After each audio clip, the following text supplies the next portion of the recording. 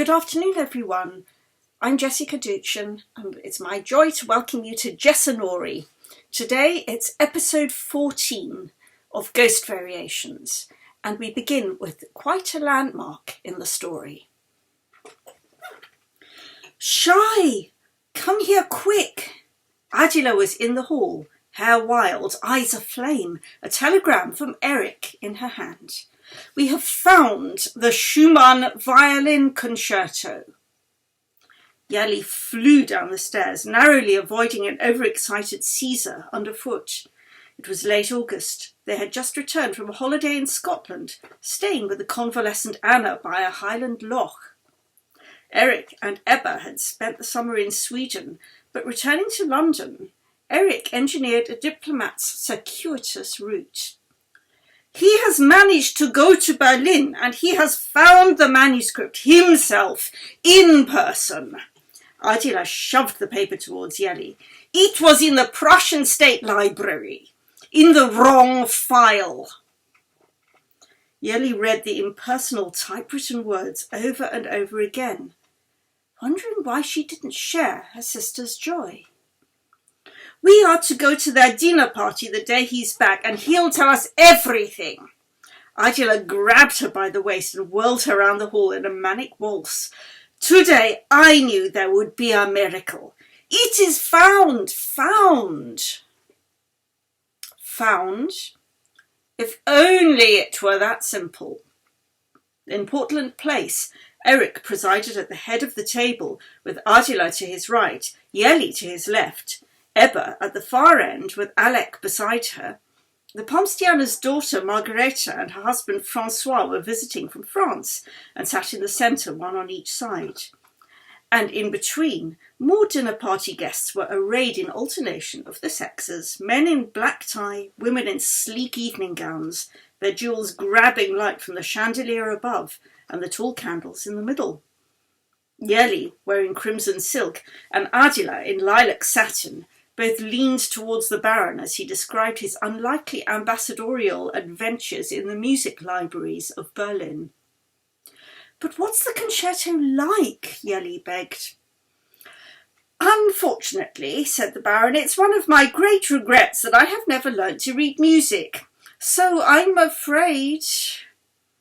And they wouldn't let you photograph it, Adela pressed. Indeed, they had not. It was pure chance he had found it at all. He had gone first to the Musikhochschule library, where nothing was in evidence, but overhearing him talking to the librarian, a passing academic glanced round and suggested he try the Staatsbibliothek, the Prussian State Library, instead. There, some official in uniform barred his way, accusing him of being Jewish, prodding him in the chest with a gun. Eric, who was stocky and dark, had to produce 3 rounds of diplomatic papers before he was believed. Once inside, he found nothing of interest in the files marked Schumann. But acting on a hunch, well aware of the possibility of misfiling alongside misidentification, he decided to check those marked Joachim as well. This revealed a modest sheaf of faded manuscript paper signed with the name Robert Schumann.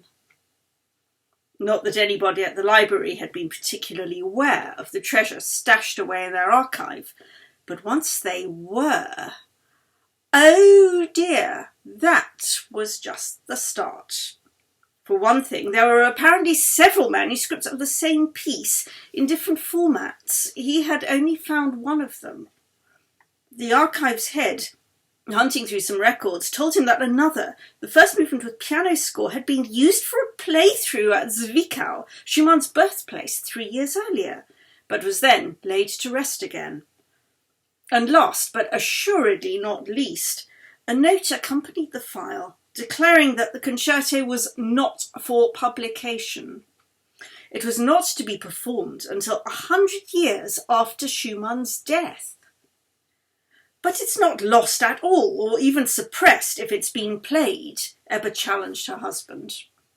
He shrugged. A private tryout with piano, no orchestra, precious little audience. That didn't really count. You're over-romanticising the entire situation. Someone already knew about it, Ebba protested. A lost concerto? That, my dear, is not lost in the slightest. But the concerto is strictly embargoed, Eric explained. There is a clause apparently placed there by Adela and Yeli, your cousin Johannes Joachim, who apparently wrote this according to his memory of his father's words. When did Schumann die? In 1856. Oh no. Yeli, calculating, took a long draught of wine. That means it is not to be seen for another 23 years. Willy Strecker, Schotz is bound to help, Adela insisted. Yeli, didn't you say Tovi has been in touch with him, or his assistant, some nice young man there? Embargoes are extremely awkward in legal terms, Alex said.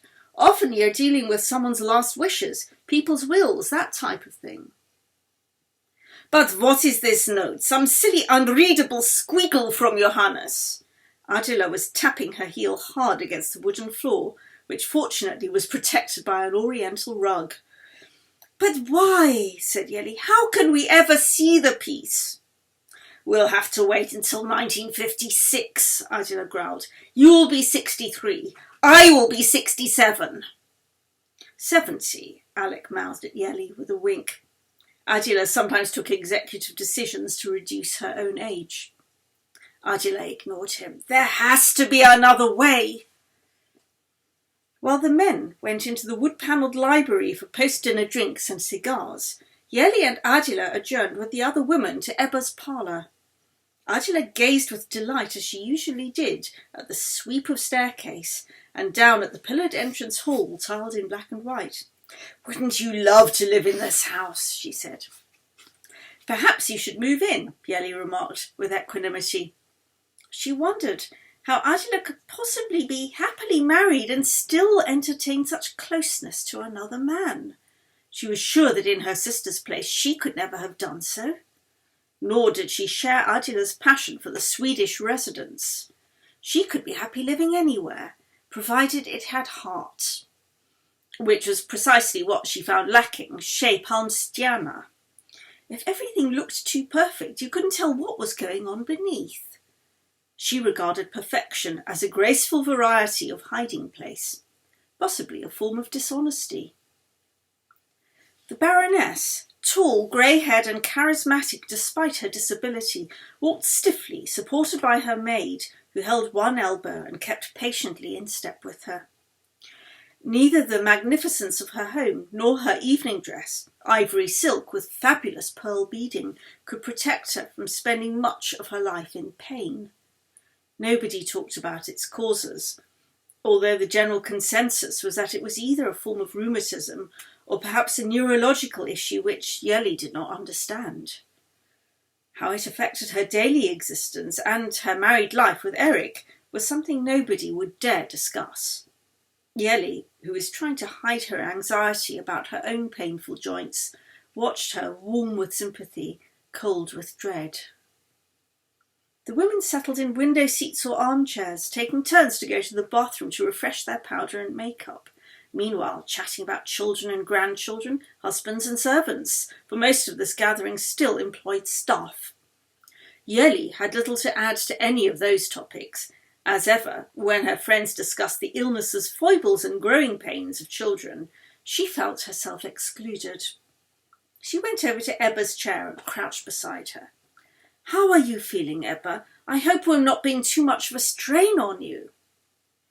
As if you could be, my dear. The Baroness patted Yeli's hand. Few of the guests felt it tactful to mention their hostess's state of health, but Yeli knew how to show that her concern was for the person, not the problem. I'm pleased to be taken out of myself for an evening, Ebba remarked. And you know, dear, we enjoy your company and Adela's so much.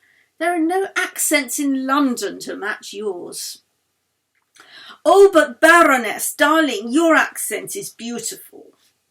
The Swedish inflections could easily be mistaken for aristocratic English ones, with a drawn-out roundness that Yeli preferred to the delicate little vowels of Princess Alexandra or the Asquith family, including Catherine.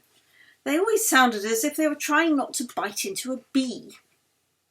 My accent should be more English by now, Ebba smiled, but of course it is not the accent that matters in one's friends.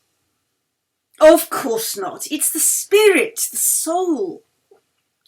Ebba glanced up at a tall woman who had sailed across to stand beside them.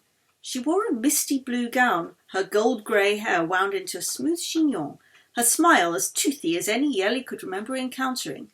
My dear, I don't believe you and Lady Chiltington have had a chance to talk yet.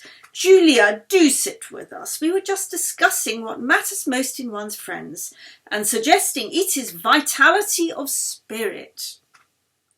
Ah, it's all about breeding. Lady Chiltington enthused, settling herself into the chair next to Yeli's, with back straight and hands clasped. You must realise how important that is. Now, you and your wonderful sister are descended from a Hungarian count, are you not? This is clear to me in the grace and graciousness about you. Surprised, Yeli waited for her to continue. Please have a look in my bureau, dear. Ebba pointed to an inlaid wooden desk and cabinet in the corner.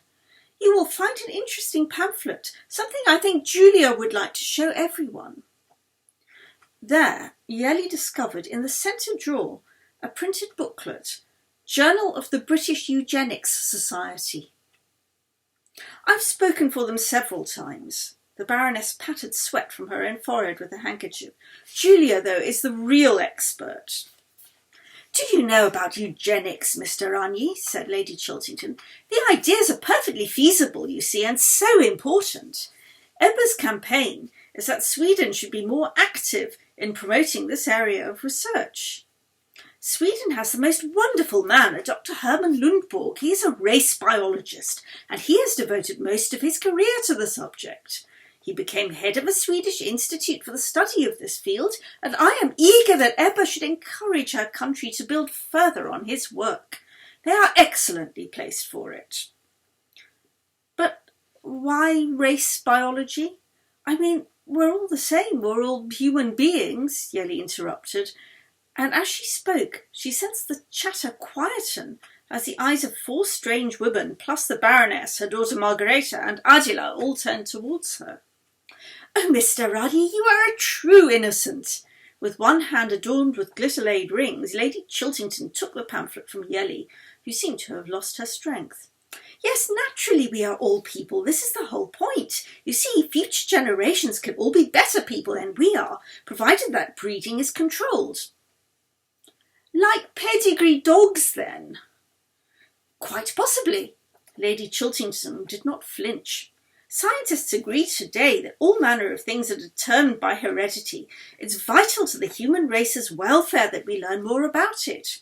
For instance, some diseases are inherited, yet need not be. There are qualities of the human soul too, which are inherited, yet need not be. Imagine first a world free of terrible illnesses. I, for example, have survived an operation for a certain condition. A look from Ebba told Yeli that Lady Chiltington meant unmentionable cancer. How can we be certain that this disease does not pass through the bloodline? How can we be certain that my condition is not to be inherited? How can I be sure that my daughter will not suffer at my age as I have, and my grandchildren too? But are you saying that you would be willing not to have had your daughter for the sake of ridding humanity of this, whatever this condition is caused by? It would be painful to decide, of course, but if I had had that knowledge, if I had had that opportunity, I might well have made that choice. I would not wish to breed children for suffering. Who would? Yeli noticed Margareta, a stunning Scandinavian beauty, cast an anxious look at her own partially incapacitated mother. How strange and sad that Ebba seemed to give her support to this bizarre notion, when in the past she had been so down to earth, indeed a great feminist campaigner in the days of the suffragettes. Awful things can happen to anybody, Yeli said. Any of us could catch pneumonia or fall and break something. Imagine, Mr. Anyi, said Lady Chiltington, her front teeth protuberant, that perhaps generations from now, with the appropriate practices, we can breed a human race with bones strong enough not to break when someone falls. Do you see, we must focus on what is best for humanity as a whole, don't you think? Yeli thought of the Durham shipyard families, the ragged York children, bound up simply with surviving. Nobody there would give such ideas a moment's thought. As for what was best for humanity as a whole, no similar magnanimity was being offered to help them. In a way, Adela cut in, we are the product of an early form of such thinking. Yaha, said Ebba. Our grandfather married our grandmother partly because she was Jewish, Adela announced loud and clear. He thought the best way to stop discrimination against the Jews was for them to integrate, convert and marry non-Jews, so here we are. Yeli cast around for her shawl. Her instinct was to take herself far away from this conversation, preferably home. She doubted that the story was true, for one thing. For another, she privately doubted the origin of their own title, wonderful though it sounded, and as all their relations now were dead or distant, it was impossible to check. Moreover, she was far from confident that shouting about Jewish relatives in this company was wise. During her tour, attending dinners and receptions galore between journeys, she had been hearing remarks about how ridiculous it was to consider intervening with Germany just to defend a bunch of Jews, and once a reference to a distinguished scientist as a Jew boy. Einstein, discoverer of the theory of relativity, no less. Why should anyone care what his race was, what he looked like, where he came from? It was his mind that counted, and if people couldn't appreciate that, it said more about them than it did about him. On the other hand, she didn't want to assign the topic too much importance. If she walked out now, she'd never hear the end of it from Adela. Were she to bide her time, the matter might be quietly buried. She distanced herself by going to close Ebba's bureau.